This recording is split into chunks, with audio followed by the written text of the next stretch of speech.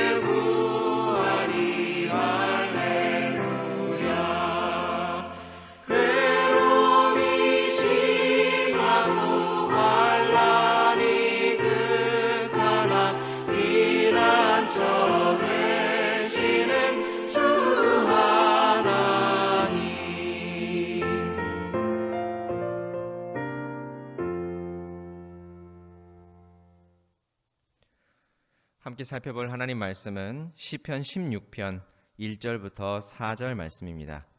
시편 16편 1절부터 4절 말씀을 읽겠습니다. 하나님이여 나를 지켜주소서. 내가 주께 피하나이다. 내가 여호와께 아뢰되 주는 나의 하나님이시오니 주는 나의 주님이시오니 주 밖에는 나의 복이 없다 하였나이다. 땅에 있는 성도들은 존귀한 자들이니 나의 모든 즐거움이 그들에게 있도다. 다른 신에게 예물을 드리는 자는 괴로움이 더할 것이라. 나는 그들이 드리는 피의 전제를 드리지 아니하며 내 입술로 그 이름도 부르지 아니하리로다. 아멘. 성경을 읽다 보면 장별로 혹은 단락별로 소제목이 기록된 것을 우리가 볼 수 있습니다. 신구약 모든 성경의 소제목은 원래 본문에 기록된 것이 아닌 요즘 시대에 성경을 출판하면서 성경학자들이 장별로 그리고 단락별로 주요 내용을 이해하기 쉽도록 소제목으로 표기한 것입니다. 하지만 그것과는 좀 다르게 시편은 좀 다릅니다. 시편을 보면 다윗의 시, 다윗의 시가연, 다윗의 맞쓰길, 인도자를 따라 부르는 노래, 인도자를 따라 8째 줄에 맞춘 노래, 고라 자손의 시, 아삽의 시, 성전에 올라가는 시 등의 표기가 되어 있는 것을 볼 수가 있죠. 그런데 시편의 이런 표기는 앞서 얘기한 성경의 다른 책에 표기된 소제목과는 완전히 다릅니다. 왜냐하면 후대의 성경학자들이 그 장과 단락을 이해하기 쉽도록 하기 위해서 기록한 소제목과는 달리 시편의 이런 제목들은 원문 1절에 쓰여 있는, 원문에 실제로 기록이 되어 있는 성경 말씀이라는 거죠. 저자에 대한 기록, 또 그 시가 어떤 상황에서 낭독되었거나 불리웠는지, 또 어떤 상황을 배경으로 하고 있는지를 좀 더 온전하게 풍성하게 보면서 하나님의 그 은혜를 누릴 수 있도록 하는 안전한 장치라는 것입니다. 자, 오늘 본문을 보면 다윗의 믹담이라는 말이 표기가 되어 있죠. 믹담이라는 말은 사실 그 뜻을 정확하게 하나로 규정하기는 힘든 말입니다. 하지만 대체적으로 비문이라고 이해를 합니다. 그래서 말 그대로 다윗의 비석에 새겨진 시가 바로 오늘 본문이라고 한다면, 그가 지은 많은 시 중에서도 개인적으로도 무척 사랑하고 영적인 유익을 많이 끼친 시일 것이라고 생각할 수가 있는 것이죠. 우리가 부르는 찬송 중에서도 특별히 내가 즐겨 부르는 찬송이 있다거나, 또 우리 교회 공동체가 함께 즐겨 부르는 찬송이 있는 것과 같은 이치일 겁니다. 오늘은 우리가 1절부터 4절 말씀을 읽어보았는데, 이 내용은 이스라엘의 여호와 신앙이 어떤 것인지를 잘 담고 있는 본문입니다. 여호와 신앙이라는 말이 좀 생경하게 느껴지실 수 있을 것 같아요. 여호와는 우리가 잘 아는 대로 하나님을 부르는 호칭이죠. 그리고 이 호칭은 하나님께서 이스라엘 백성이 이집트에서 나올 때 가르쳐 주셨던 것입니다. 출애굽기 6장 2절부터 7절 말씀을 참고하시면 좋을 것 같아요. 그래서 여호와 신앙이다라는 말은 이스라엘 백성들의 신앙을 한마디로 요약한 표현이라고 할 수 있는데, 유일한 하나님에 대한 신앙, 그 하나님께 택함을 받은 자신들의 신분 혹은 하나님과의 관계를 내포하고 있는 말이죠. 다윗은 1절에서 하나님이여 나를 지켜주소서, 내가 주께 피하나이다 라고 말합니다. 하나님께 도움을 요청하고 있는 기도의 말이죠. 어떤 도움일까요? 10절과 11절 말씀을 보시면 죽음과 생명에 대해 지금 말하고 있다는 것을 알 수 있습니다. 이에 근거해서 다윗이 죽음의 위기 앞에 놓여 하나님께 도움을 구하고 하나님께 구원을 요청하고 있다라는 것을 우리가 알 수 있는데, 주께 피하는 자에게 기쁨과 구원이 있다라고 하는 것은 오늘 우리가 읽은 시편 16편 뿐만 아니라 시편 5편, 7편, 그리고 여러 시편에서 두루두루 널리 증언하는 바이고요. 또 우리가 잘 아는 대로 사무엘하 22장 31절에서도 증언하는 바입니다. 하나님의 도는 완전하고 여호와의 말씀은 진실하니 그는 자기에게 피하는 모든 자에게 방패시로다. 그리고 오늘 본문 16편을 보면 한 가지 더 다윗이 하나님께 도움을 요청할 수밖에 없는 상황을 우리가 발견할 수 있는데, 바로 4절 말씀입니다. 다른 신에게 예물을 드리는 자는 괴로움이 더할 것이라. 나는 그들이 드리는 피의 전제를 드리지 아니하며 내 입술로 그 이름도 부르지 아니하리로다. 다윗은 생전에 왕이었습니다. 그런데 왕의 자리가 흔히 우리가 생각하는 것처럼 자신의 마음대로 모든 것을 다 할 수 있는 자리가 아니라는 것을 우리가 역사의 기록들을 보거나 영화를 보거나 보면 알 수가 있죠. 그 자리는 호시탐탐 그 자리를 노리는 반역 세력들이나 또 왕을 견제하는 여러 정치 세력들의 등살에 엄청난 압력과 공격을 받는 자리가 바로 왕의 자리죠. 그런 자리에 있을수록 많은 사람들의 요청이 있고, 또 그 요청을 개인적인 차원에서 거절하기라는 굉장히 어려운 일일 것입니다. 무슨 얘기냐면, 이스라엘은 유일하신 하나님만을 섬기는 여호와 신앙 공동체였음에도 불구하고 그들 안에서도 역시 우상 숭배는 언제나 존재했다라고 하는 것을 우리는 성경을 보면 잘 알 수 있습니다. 시내산 아래에서 금송아지를 만들어서 경배하며 이것이 우리를 이집트에서 인도해낸 우리의 신이다 라는 말을 공공연히 했었고요. 또 호세아 선지자가 활동하던 시대에는 이방신의 이름인 바알이라는 이름을 우리 하나님을 부르는 데에 구분 없이 사용할 만큼 우상 숭배가 이스라엘 공동체 안에 만연해 있었다라는 것을 알 수가 있죠. 그러니까 예를 들어서 교회에 와서 기도하면서 거룩하신 우리 부처님 이렇게 부르는 것과 똑같은 거예요. 간혹 믿지 않은 분들이 급할 때 좀 웃기는 표현일지 모르지만 하나님, 부처님, 천지신명 뭐 이런 말들을 하는 것에서 보지 않습니까? 그와 마찬가지죠. 그래서 사실 우리로서는 있을 수 없는 일입니다. 아주 불경한 일이 아닐 수 없죠. 그런데 그땐 그랬다라는 거예요. 그러면 왜 이스라엘이 우상을 숭배했습니까? 호세아 시대나 다른 시대들의 대부분은 경제적인 풍요 때문이었습니다. 우리가 요즘 말로 기복신앙 때문이었던 것이죠. 백성들의 대부분이 경제적인 이유를 들어서 우상을 적극 건의할 때 왕의 자리에서 자신의 신앙적인 이유만으로 단호하게 거절하기란 결코 쉬운 일이 아니었다는 겁니다.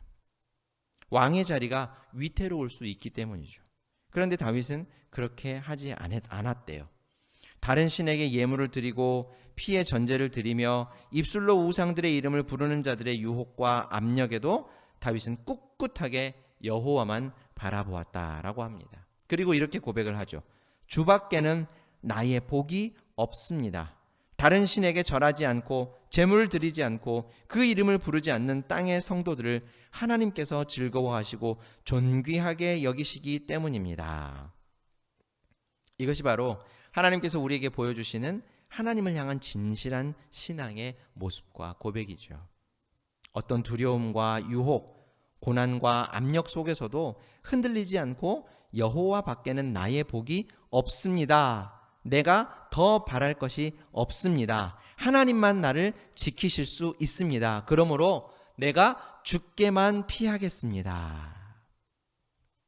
이러한 믿음의 고백이 우리 삶에 가득할 때 우리 하나님께서는 우리에게 마음의 참 기쁨을 허락하시고 우리의 안전을 보장하시고 또 영원한 생명의 길을 보여주십니다.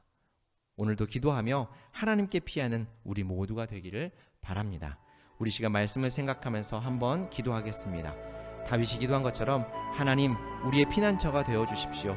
우리가 주께 피하겠습니다. 우리를 구원하여 주십시오. 이 어려운 상황 가운데서 하나님의 선하신 길과 뜻을 보여주십시오라고 기도하겠습니다.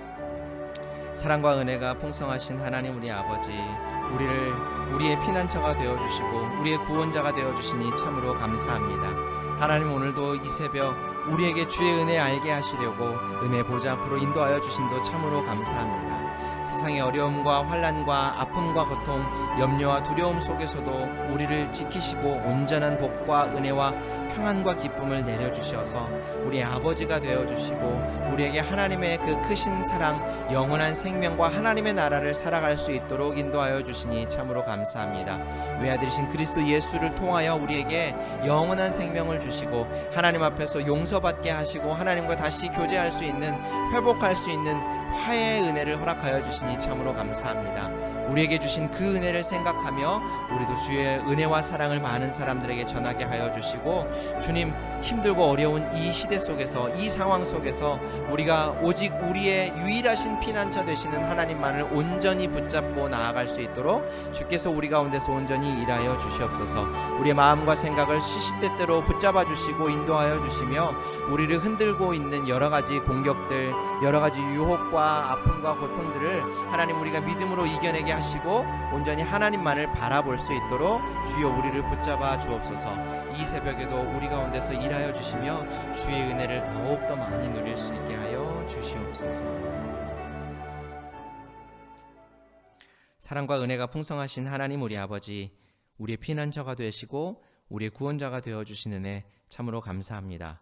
힘들고 어려운 상황 속에, 코로나의 이 어려움 속에서도 세상은 오직 자신 스스로를 지켜내야 하지만 우리는 하나님의 은혜와 사랑 안에서 돌봄을 받고 있음에 참 감사를 드리며 찬송이 우리 가운데 넘쳐남을 주 앞에 고백합니다. 하나님, 우리가 받은 하나님의 그 크신 사랑과 은혜를 우리만 가지고 있지 않고 우리 이웃들과 널리 나눌 수 있는 너른 마음을 우리 가운데 허락하여 주시고 그래서 우리를 통하여 더 많은 사람들에게 하나님의 은혜와 사랑이 더 많이 전파되고 더 흘러갈 수 있도록 우리를 주의 통로로 사용하여 주옵소서. 태국과 미얀마와 폴란드와 베트남, 수리남의 선교사님 가정과 사역지를 우리 하나님께서 기억하여 주시고 이 어려운 상황 중에도 그리스도의 복음과 하나님의 나라가 온전히 저들의 사역을 통하여 전해지도록 은혜를 베푸시며 저들이 사역하는 데 필요한 모든 것들을 우리 하나님께서 공급하여 주시옵소서.